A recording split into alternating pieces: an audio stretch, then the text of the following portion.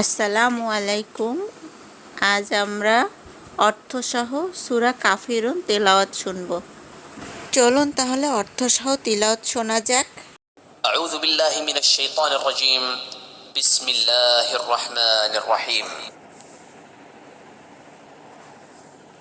قل يا أيها الكافرون لا أعبد ما تعبدون ولا أنتم عابدون ما أعبد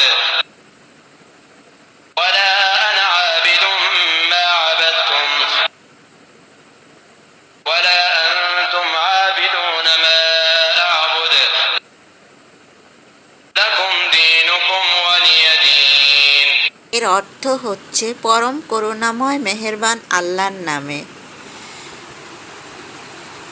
বলে দাও হে কাফেররা,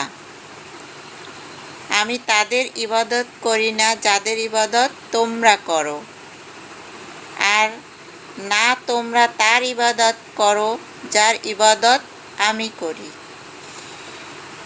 আর না আমি তাদের ইবাদত করব যাদের ইবাদত তোমরা করে আসছো, আর না তোমরা তার ইবাদত করবে যার ইবাদত আমি করি। তোমার দিন তোমার জন্য এবং আমার দিন আমার জন্য। আল্লাহ যা বলেছেন সত্য বলেছেন। আসুন আমরা এই সূরার আলোকে নিজেদের জীবন গড়ার চেষ্টা করি। ভালো লাগলে ঝটপট একটি লাইক করে দিয়ে শেয়ার করে অন্যকে দেখার সুযোগ করে দিন। ধন্যবাদ।